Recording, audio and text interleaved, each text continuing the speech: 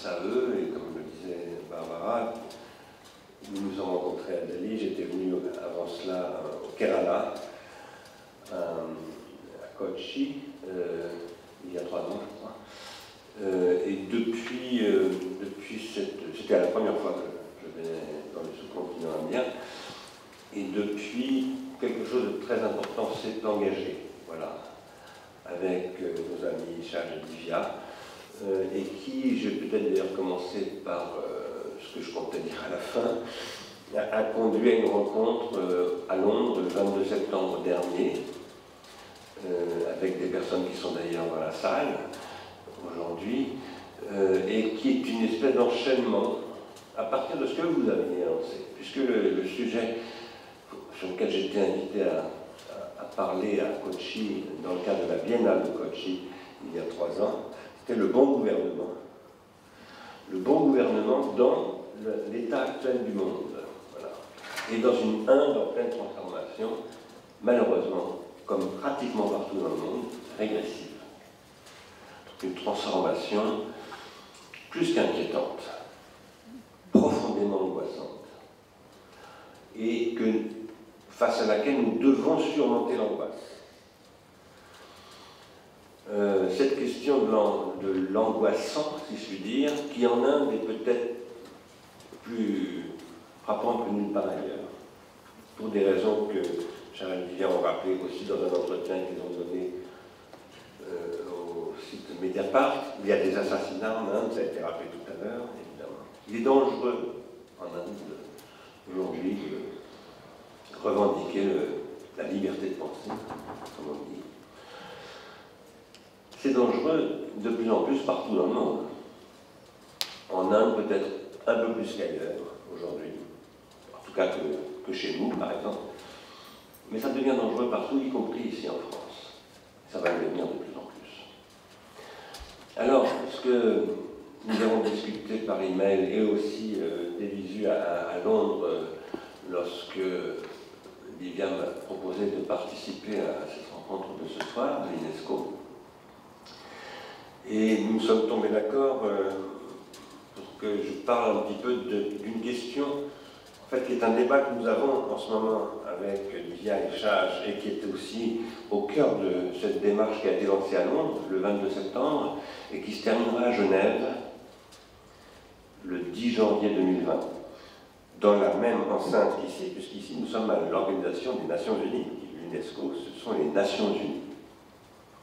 Les Nations Unies sont elles-mêmes issues d'une transformation de la Société des Nations, la League of Nations.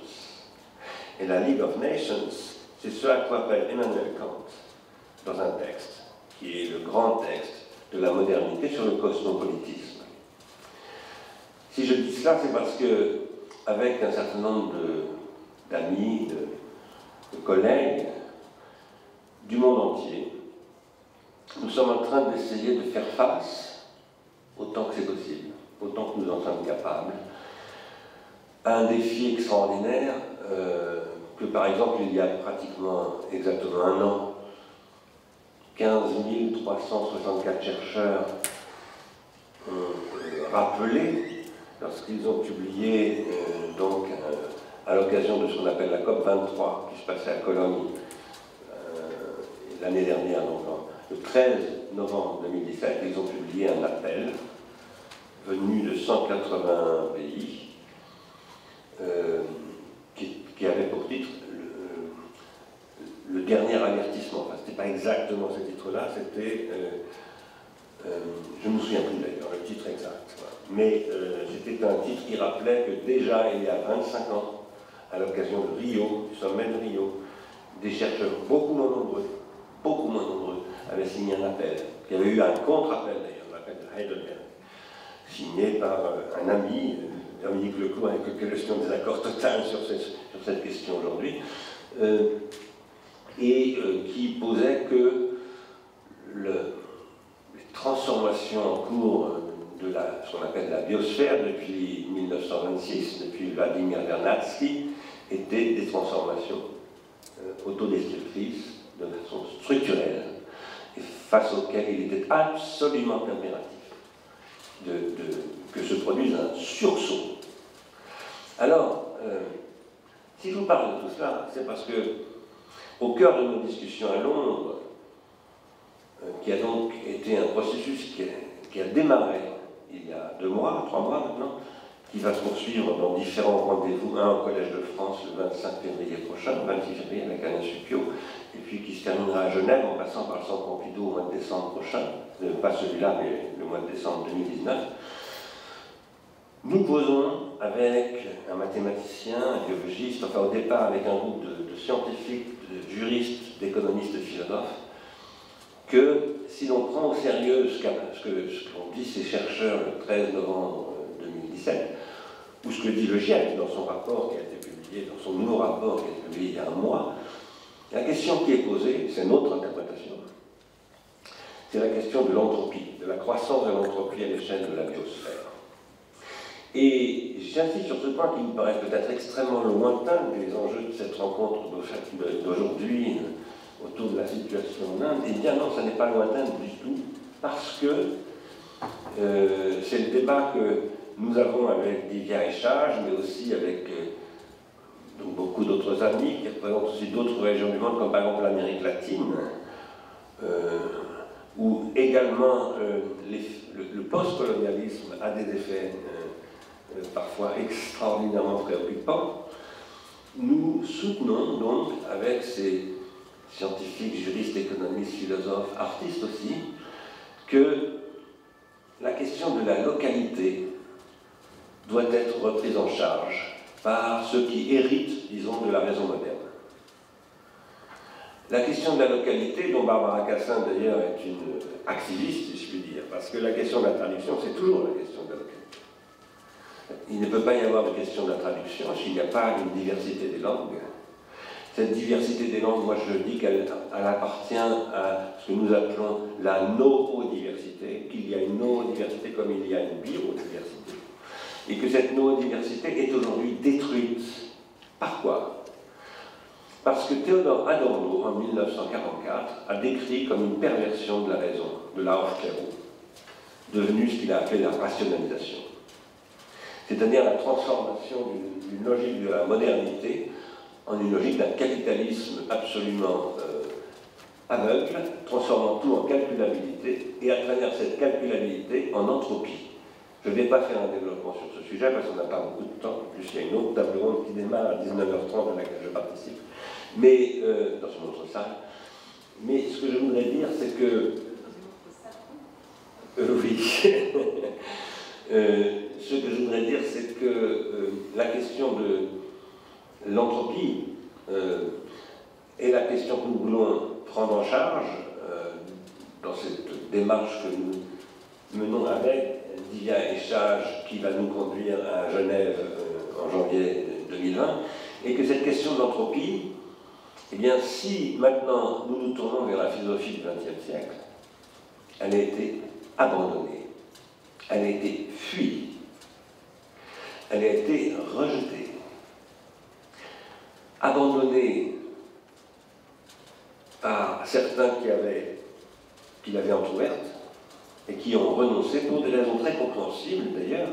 C'est parce que dans le champ de la physique, déjà à l'intérieur entre les physiciens, à l'intérieur des spécialités physiques, par exemple entre astrophysique, physique macroscopique, nanophysique, c'est-à-dire mécanique quantique, théorie de la relativité, il n'y a pas de consensus dans le champ scientifique physique. Si maintenant vous passez de la discussion entre physique et biologie, on ne se comprend plus du tout. On ne parle pas du tout de la même chose. Et si après vous ajoutez la théorie de l'information, qui est à la base de Google, Amazon, de toutes les technologies qui sont en train de transformer le monde, que Modi veut adopter à l'indienne, eh bien c'est encore une autre compréhension. Et d'ailleurs, à l'intérieur même de cela, si vous regardez ce que disent Shannon d'un côté, Wiener de l'autre, ils sont en conflit. Ils n'interprètent pas du tout de la même manière l'autre. Ça a fait fuir beaucoup de gens qui avaient tenté de s'approcher de ce sujet, et ça a fait aussi que des gens comme Heidegger, qui a été cité tout à l'heure, ont carrément refoulé la question d'entropie. La question d'entropie n'existe pas chez Heidegger. Il la connaît évidemment, Heidegger était un philosophe qui connaissait très bien les sciences, contrairement à une légende, il s'y intéressait en plus. Mais il ne cite jamais l'entropie, il ne parle jamais d'entropie. Bien avant lui, Engels, dans la dialectique de la nature, dit l'entropie n'est pas dialectisable, donc c'est faux. Un peu avant, non pas un peu avant, au même moment, Nietzsche se confronte à la question d'entropie et en fait presque une crise, je crois, crise philosophique qui donne la figure de Zarathustra. La convalescence de Zarathustra, c'est une convalescence après l'épreuve de la rencontre, de l'incroyable transformation qu'est la théorie de l'entropie dans la cosmologie et donc le défi pour l'ontologie que représente l'entropie. Si je vous dis tout cela, c'est parce que tout cela, selon moi, premièrement, constitue des enjeux à l'échelle de l'économie capitaliste planétarisée absolument énorme. Ça, c'est ce que montrent les scientifiques qui signent ces appels, c'est ce que montre le GIEC. Le GIEC, lorsqu'il décrit les effets de l'anthropocène, appelle ça les anthropogenic forcings. Et anthropogenic forcing, sachant que anthropogenic ici, c'est sur la base du radical anthropos, bien sûr, mais l'anthropogenic forcing produit de l'entropie, c'est-à-dire de la destruction de la biosphère, donc la destruction de la vie. Par ailleurs, si l'on voit dans le monde entier, absolument partout, en France comme ailleurs, un peu moins qu'ailleurs, peut-être en France, en Italie, en Hongrie, en Inde, en Chine, au Japon, en fait partout. Si l'on voit une réaffirmation des nationalismes, c'est parce qu'il y a une souffrance des localités, et que cette souffrance des localités s'exprime régressivement. Alors, personnellement, je défends depuis presque 40 ans maintenant une interprétation de cette situation, que je ne vais pas, rassurez-vous, développer maintenant parce qu'on n'en a pas le temps, je ne vais pas abuser de votre patience, mais je voudrais simplement rappeler que je soutiens depuis les années 80 que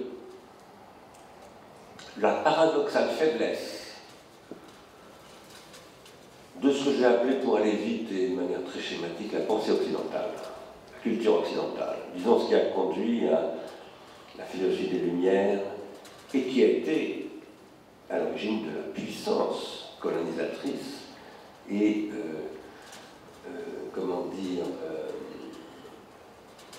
l'impérialisme capitaliste, si je puis dire, qui s'est étendu au monde entier aujourd'hui. Aucun territoire aujourd'hui n'échappe à ce processus. Eh bien, paradoxalement, cette dynamique incroyable qu'il faudrait décrire très précisément et en utilisant des figures qui sont parfois très contradictoires, Max Weber, Brodel, Toynbee et tant d'autres. Il faudrait, Toynbee qui a un discours sur l'Inde d'ailleurs et sur la vie très spécifique et qui est très intéressant. Ce processus repose, selon moi, sur un refoulement de la technique. Là où Heidegger est important, c'est que Heidegger, alors contrairement à des lectures superficielles de Heidegger, il ne rejette pas du tout la technique Heidegger. Ça, c'est pesant qu'on rejette la technique. Heidegger dit au contraire, dans de nombreux textes, et en particulier dans ce texte qui s'appelle la conférence d'Iker, que la technique devenue technologie, c'est devenu l'être, et qu'il est absolument ridicule de rejeter la technique. C'est maintenant notre tâche de nous confronter à ce qu'il appelle aussi le Gestell. Si je parle de tout cela, c'est parce que je crois que, vous le savez bien, dès 1949, Heidegger dit le Gestell, la question qu'il pose, c'est le pharmacone. Il ne dit pas ça, il cite Hölderlin, qui pose que là où le danger croit aussi que ce qui sauve, ça c'est le pharmacone. C'est ce que Socrate appelait le pharmacone, et pas simplement dans le phèdre, comme tous les lecteurs de Derrida le rabâchent sans lire phèdre, mais dans Protagoras, c'est-à-dire que ça arrive très tôt. Et le pharmacone, pour Socrate, qui est le premier philosophe, pour moi, et qui n'est pas un platonicien, qui n'est pas réductible à la figure que Platon en donne. Pour moi, Socrate est un tragique, autrement dit, c'est un présocratique. Socrate est une figure qui appartient à cette culture grecque qui pose que les humains, enfin les mortels plutôt, que les humains, sont voués à la technique, à l'artefact, au pharmacone, à Prométhée. Prométhée qui n'est pas du tout un dieu humaniste qui est la puissance de l'homme. Non, Prométhée, c'est la fatalité au contraire. Nous sommes condamnés à la technique qui est à la fois, qui peut être un remède, disons, voilà, au sens de pharmacone, une cure, et en même temps un poison. Et qu'à partir de là, la grande question qui se pose à toute société de mortels, de ceux qui ne sont pas des dieux, qui ne sont pas des immortels, ni des périssables, comme dit Heidegger, c'est-à-dire des animaux, ceux qui sont traversés par, ce qu'Heidegger appelle être pour la mort, eh bien, c'est de faire avec la technique et de constituer avec la technique à chaque fois des formes de neurodiversité qui vont savoir produire du soin, voilà, de la zorgue, une capacité à transformer le pharmacone toxique en un pharmacone curatif et donc bénéfique. Si je dis cela, c'est pour une raison précise. C'est d'abord parce que, en m'appuyant sur beaucoup de références bien diverses, mais la première étant André Leroi-Gourhan, c'est-à-dire en essayant de pratiquer la très longue durée, autrement dit l'archéologie et la paléontologie humaine à l'échelle des 3 millions d'années que Leroi-Gourhan a étudié. Et depuis, évidemment, je travaille avec beaucoup d'autres sources, et en particulier Alfred Lotka, qui est un mathématicien et biologiste et spécialiste de l'entropie américain. J'ai essayé de montrer que, en fait, les sociétés évoluent toujours sous l'effet de chocs technologiques. Ces chocs peuvent être, alors technologiques au sens de la technique en général, ces chocs peuvent être, par exemple, l'apparition du biface. C'est ce qui montre André Leroi-Gourhan. Le biface va engendrer quelque chose de tout à fait nouveau, il y a longtemps, il y a 2 millions d'années. Et il y a des chocs comme ça qui se produisent régulièrement, par exemple l'écriture linéaire, qui ne détermine pas l'apparition de la police grecque et du monothéisme juif. Hein.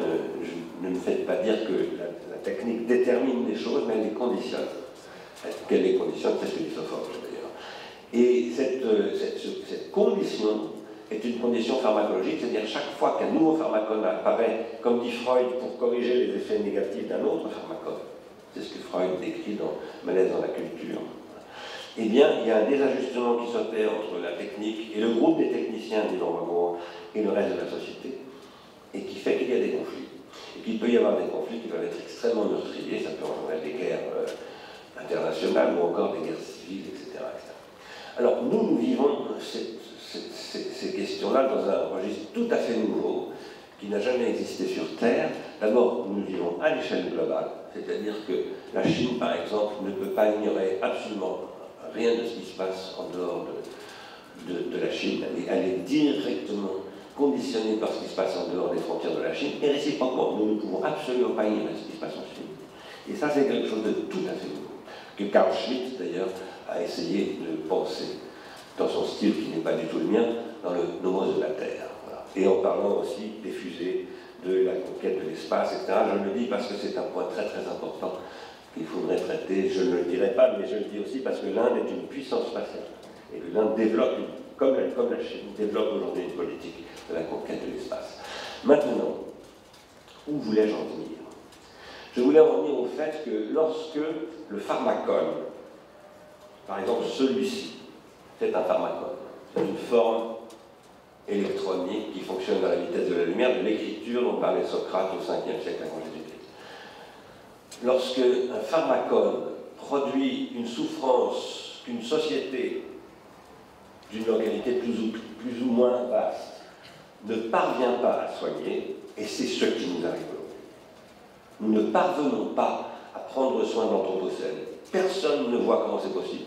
Et alors, aujourd'hui, 3 ans après l'élection de Trump, 3 ans, 2 ans, 2 ans, moins que jamais, qui peut croire aujourd'hui qu'on va dépasser cette situation dont le GIEC nous a rappelé il y a quand même un mois qu'elle est absolument apocalyptique? Eh bien, à partir du moment où nous ne parvenons pas à prendre soin du pharmacone, nous cherchons des boucs émissaires. C'est toujours ce qui se passe. J'ai essayé d'expliquer ça d'abord dans un livre qui s'appelle Pharmacologie du Front National. J'ai essayé d'expliquer pourquoi le Front National prospère en France. C'est parce que les grandes élites économiques, politiques, intellectuelles, etc., ne parviennent pas à constituer un avenir de la société française, civilisation française, culture française. J'en sais rien, appelez ça comme vous voulez. Quelque chose qui existe, ils ont un patrimoine français, voilà, dont l'UNESCO reconnaît le caractère international, universel, etc. On ne parvient pas aujourd'hui, dans ce pays comme la France, ce qu'est la France, mais l'Europe généralement, à comprendre et à articuler les conditions dans lesquelles tout ce dont nous avons hérité pourrait se projeter dans un avenir du pharmacone qui est là. Et donc on a le sentiment que la Silicon Valley, d'ailleurs Barbara en a parlé dans Google Moi, que la Silicon Valley est en train de nous googler, si vous me permettez l'expression, et que il y a quelque chose qui ne fonctionne pas au niveau de la noétisation de la technet. C'est ça la question. Et ça, c'est ce que Anaximandre, selon Heidegger, appelle la dike, c'est-à-dire la justice. La noétisation de la technet, nous n'arrivons pas à l'introduire. À partir de ce moment-là, nous cherchons un pharmacos, un bouc émissaire, un ou des boucs émissaires. C'est ce qui s'est passé, évidemment, de manière terrifiante au XXe siècle en Allemagne, mais ça s'est passé tout le temps, en fait, dans toute l'histoire de l'humanité, tout au long de l'histoire de l'humanité. Mais aujourd'hui, nous vivons cela avec une violence infiniment plus grande, parce que l'accélération de production des pharmacas, qui a commencé à la fin du XVIIIe siècle par la rencontre entre deux personnages, James Watt et Matthew Boulton, et qui était le déclenchement de ce qu'on appelle la révolution industrielle, fait qu'aujourd'hui, vous le savez bien, tous les gens qui ont des enfants ou des petits-enfants se disent on ne peut plus les élever, ces enfants, c'est plus possible. Le pharmacone nous a privés de toute capacité à élever nos enfants. Mais quand on est enseignant, on a le même problème. On est totalement démunis face à un processus qui nous court-circuite, qui nous latéralise, qui nous rend obsolètes, entre guillemets. C'est le discours des disrupteurs, je les appelle les nouveaux barbares, mais c'est eux-mêmes qui s'appellent comme ça. Ils se disent nous sommes des barbares, nous sommes là pour renverser, semer le chaos et créer un ordre nouveau. C'est Peter Thiel qui dit ça. Peter Thiel, qui est conseiller de Donald Trump, qui est aussi un spécialiste qui a été formé par René Girard à Stanford, et qui revendique un discours sur le pharmacos. Voilà. Je ferme cette parenthèse. À partir de là, ce qui se passe en ce moment à Delhi et dans toute l'Inde devient plus clair pour moi. Et je pense que si nous n'arrivons pas à articuler ce qui se passe en Inde, ce qui se passe en Europe, ce qui se passe en Amérique, ce qui se passe en Amérique du Nord, en Amérique du Sud, si nous ne parvenons pas à l'articuler, pourquoi faire? Pour proposer une nouvelle perspective. Car la seule façon de lutter contre ces réactions négatives, ce n'est pas de les dénoncer. Bien sûr qu'il faut les dénoncer. Je passe ma vie à dénoncer le Front National et l'antisémitisme et tout ça. Mais je sais que non seulement ça ne sert à rien, mais ça renforce le Front National, l'antisémitisme, etc. Je suis allé passer quelque temps en Italie. Salvini est renforcé par tous ceux qui le critiquent. C'est ce que maintenant tous les Italiens ont compris. Trump est renforcé par tous ceux qui le critiquent. Donc ce qu'il faut produire, ce n'est pas simplement, quand je dis ceux qui le critiquent au sens vulgaire du mot critiquer, c'est-à-dire dénoncer. Pour Emmanuel Kant, la critique, ce n'est pas du tout de la dénonciation. C'est de l'analyse à travers les capacités de l'entendement et à partir desquelles on est capable de produire, là ce n'est plus Kant qui parle, mais Whitehead qui interprète Kant, la fonction de la raison qui produit une bifurcation. Et je reviens maintenant à ce dont je suis parti. Et je vais m'arrêter là-dessus. La fonction de la raison, pour Alfred Whitehead, qui n'est pas un néo-kantien, mais qui est un post-kantien, c'est-à-dire qu'il lit Emmanuel, il lit Kant, il lit Platon, etc. Il est aussi physicien et mathématicien, et il arrive après la théorie de l'entropie. Et lui, il ne la rejette pas du tout. Il y a trois grands penseurs qui n'ont pas rejeté l'entropie. Bergson, Freud et Whitehead, au début du XXe siècle, avec une clairvoyance extraordinaire. Ce que dit Whitehead, c'est que la raison a une fonction. Ce n'est pas une fonction utilitariste, c'est une fonction vitale. Georges Candillac dit exactement la même chose. 20 ans après. Cette fonction de la raison, c'est celle de produire, dans un devenir anthropique, une bifurcation négantropique. Mais quand je dis négantropique, j'écris anthropique avec un A et un H, et c'est pour ça que nous défendons dans ce programme que nous allons déposer aux Nations Unies de Genève le 10 janvier 2020, puisque nous allons remettre solennellement un Memorandum of Understanding pour faire face aux défis colossal auquel est confrontée l'humanité comme jamais elle ne le fait, et qui est une espèce d'apocalypse non religieuse, non théologique, énoncée et analysée par des scientifiques. Eh bien, nous posons qu'il faut développer un programme d'entrée dans ce que nous appelons le néganthropocène. Non pas l'anthropocène, il faut sortir de l'anthropocène, on ne peut pas y rester. Il faut entrer dans le néganthropocène. Mais ça suppose de repenser en totalité les programmes scientifiques, économiques, juridiques, philosophiques, artistiques, etc., etc. Pourquoi? Parce que ça suppose de prendre à bras-le-corps les difficultés de penser l'anthropologie. Et pour ça, il faut évidemment, et vraiment je m'arrête là-dessus maintenant, il faut se tourner vers l'économie, et notamment celle de Nicolas Georgescu-Roegen, qui était un Roumain, mathématicien au départ, qui fut assistant de Joseph Schumpeter à Harvard, et qui publia en 1971 un texte disant « Mais c'est magnifique cette économie schumpeterienne ». Mais c'est faux. Parce que ça repose sur une physique newtonienne, nous ne sommes plus du tout dans une physique newtonienne. Et il avait lu un autre mathématicien spécialisé en entropie, qui est devenu ensuite un biologiste, qui s'appelle Alfred Lotka, qui est très connu pour l'équation de Lotka-Volterra. Mais en fait, qui pour moi est beaucoup plus important pour un texte que personne n'a lu, presque, sauf Nicolas Georgescu-Roegen, où il parle de l'exosomatisation. Et où il dit la vie des êtres humains dépend d'organes artificiels. Ces organes artificiels sont toxiques et curatifs. Donc, il faut concevoir l'économie comme ce qui vient prolonger la biologie, non pas pour faire une bioéconomie, une économie qui prendrait modèle de la biologie, tout au contraire. Il dit la biologie n'est plus pertinente, parce que les organes artificiels, ils sont prenus par quoi? Par la politique. Alors, il ne dit pas par la politique, et moi d'ailleurs je dirais par la politique dans une société qui est, disons, grecque, etc. Parce que je ne crois pas du tout, comme Pierre Classe, qu'il y a une politique dans les chefferies indiennes, par exemple. Mais par contre, il y a des pouvoirs. Il y a des pouvoirs et il y a des savoirs. Et ce sont les pouvoirs et les savoirs qui produisent une économie au sens large, au sens de Georges Bataille ou de l'économie libidinale de Sigmund Freud. Alors, je vais m'arrêter là-dessus pour dire que la question d'affronter la situation, par exemple, la terrible situation indienne actuelle, et c'est terrible parce qu'en plus l'Inde, c'est pas un pays comme les autres, c'est le pays où nous venons, effectivement. Nous avons un rapport, qui que l'on soit dans le monde, à l'Inde tout à fait spécial. C'est un pays avec une mythologie très dangereuse de cette origine, etc. Mais c'est un pays qui joue un rôle extrêmement important, y compris par le statut, par exemple, qu'il accorde à la grammaire. Voilà, j'ai une amie indienne qui m'a dit un jour, vous les Occidentaux, vous pensez tout à partir de la géométrie, nous c'est à partir de la grammaire. Voilà.